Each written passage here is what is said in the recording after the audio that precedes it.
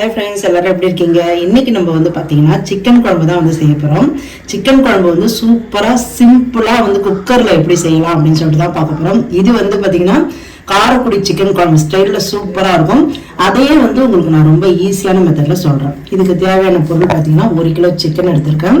இதுக்கு வந்து அரைக்கிறதுக்கு வந்து பார்த்தீங்கன்னா ஒரு 50 கிராம் அளவுக்கு இஞ்சி எடுத்திருக்கேன், 50 கிராம் அளவுக்கு பூண்டு எடுத்திருக்கேன், 2 பச்சை மிளகாய் எடுத்திருக்கேன், அதோட கொஞ்சமா முந்திரி எடுத்திருக்கேன். நீங்க முந்திரி சேர்க்கல அப்படின்னா கசகசா கூட சேர்த்துக்கலாம். அதோட ஒரு 2 பெரிய வெங்காயம் வெட்டி வச்சிருக்கேன். சின்ன வெங்காயம் போட்டிங்கனாலும் செம்மையா இருக்கும் டேஸ்ட்டு. அதுக்குள்ள வந்து கொஞ்சமா கொத்தமல்லி எடுத்திருக்கேன். இது எல்லாமே நம்ம வந்து அரைக்க போறோம். இது வந்து பாத்தீங்கன்னா தாளிக்கிறதுக்காக கடைசியில தாளிப்பு கொடுத்தோம் அப்படின்னா நல்லா இருக்கும். அதுக்காக வெங்காயம் வச்சிருக்கேன்.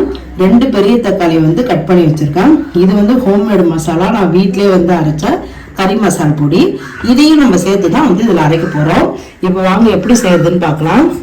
இதுக்கு வந்து பார்த்தீங்கன்னா 1/2 மூடி தேங்காய் வந்து தேவைப்படும். நான் வந்து தேங்காய் வந்து பல்ஸில் போட்டு அடித்து வச்சிருக்கேன் மிக்சியில். இப்போ இது கூட அரைக்கிறதுக்கு எல்லாம் சேர்த்துக்கலாம். 2 பச்சை மிளகாய், பூண்டு, இஞ்சி, அதோட இந்த முந்திரி, வெங்காயம், இந்த கொத்தமல்லி இலை, இது எல்லாத்தையும் நம்ம கொஞ்சமா தண்ணி சேர்த்துட்டு நல்லா வந்து அரைச்சு எடுத்துக்கலாம். இது கூடவே கொஞ்சமா வந்து நம்ம இந்த மசாலா பொருள் சேர்த்துக்கலாம். நம்ம வீட்டில் அரைச்சோம் இல்லையா, அந்த மசாலா தூள் கொஞ்சம் சேர்த்துக்கலாம். இது உங்ககிட்ட இல்லை அப்படின்னா 2 பட்டை, 4 கிராம்பு, 2 ஏலக்காய், அதோட இந்த ஜாதிபத்திரி இருந்ததுன்னா சும்மா கொஞ்சமா போட்டு இது கூட அரைச்சிட்டோம் அப்படின்னா சூப்பரா இருக்கும். இப்போ நம்ம இதை அரைச்சிட்டு வந்துடலாம். இந்த மாதிரி அரைச்சி வச்சுக்கணும். இப்போ நம்ம இதை செய்ய ஆரம்பிக்கலாம். இப்போ வந்து நல்லா ஒரு 4 ஸ்பூன் அளவுக்கு எண்ணெய் ஊற்றிக்கலாம்.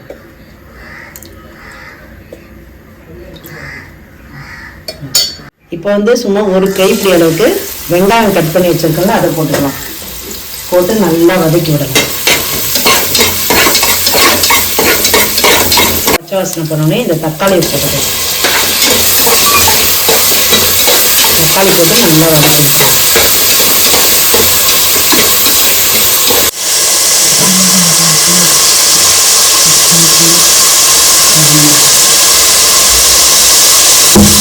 சிக்கன் கொஞ்சமே சேர்த்துடலாம். சிக்கனும் அதுவும் சேர்ந்து வேகிறப்ப நல்லா பொருளை வெந்துடும்.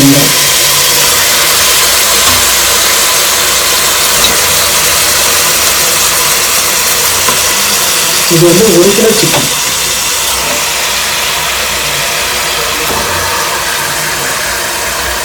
சிக்கன் போட்டோடனே கொஞ்சமாக மஞ்சள் தூள் போட்டுடலாம்.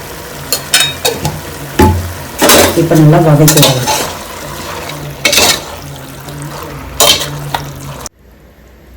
இப்போ உப்பும் கொஞ்சம் போட்டுடலாம். ஏன்னா உப்பு போட்டால் தான் நல்லா வந்து சிக்கன் நல்லா வதங்கும். சிக்கன் வந்து பார்த்திங்கன்னா நல்லா சுருள இந்த மாதிரி வெந்துருச்சு. இப்போ நம்ம மசாலாவை சேர்த்துக்கலாம்.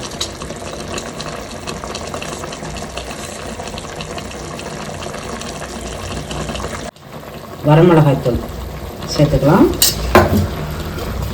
அதோட நம்ம வீட்டில் அரைச்ச குழம்பு மிளகாய் தூள் 1.5 ஸ்பூன் சேர்த்துக்கலாம். அதோட கரம் மசாலா பொடி 1 ஸ்பூன் சேர்த்துக்கலாம். இது எல்லாத்தையும் சேர்த்துட்டு நல்லா வதக்கணும்.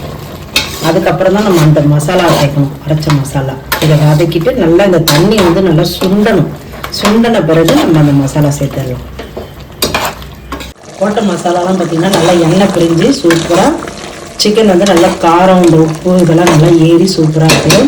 இந்த டைமில் நம்ம கொஞ்சமாக வந்து மிளகும் சீரகமும் இடித்து வச்சுருக்கேன், இதை வந்து போட்டுக்கலாம். இது வந்து பார்த்திங்கன்னா சிக்கன் குழம்புக்கு நல்லா சூப்பராக இருக்கும். அதோட அரைச்ச மசாலா, நம்ம அரைச்சோம் இல்லையா மிக்ஸி ஜாரில், இந்த மசாலாவையும் சேர்த்துக்கலாம்.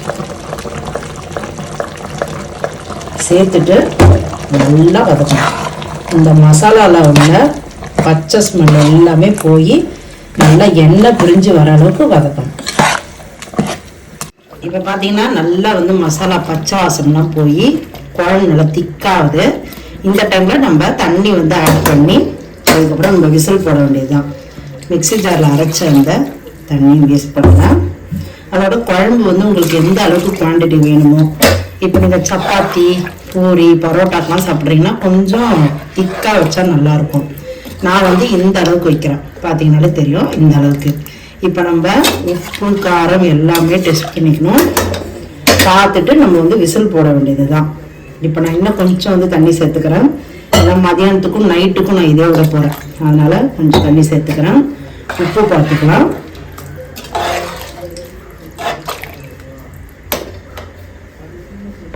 இப்போ கொஞ்சமாக கொத்தமல்லி தழை மேலே போட்டு இப்போ நம்ம விசில் போட போகிறோம். குக்கரை நல்லா மூடிட்டு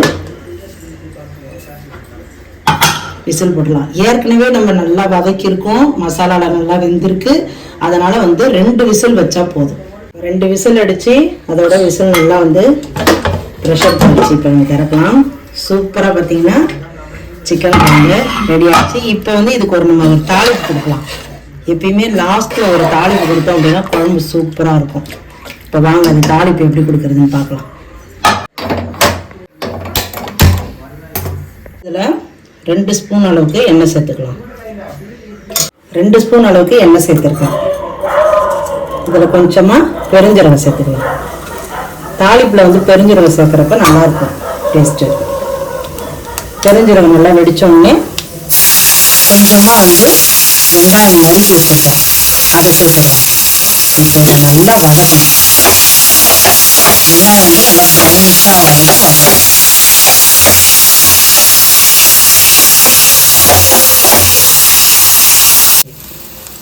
கொத்தமல்லி தழையை இதில் சேர்த்துடலாம். அவ்வளோதான். இதை வந்து நம்ம இப்போ குழம்புல சேர்த்துடலாம்.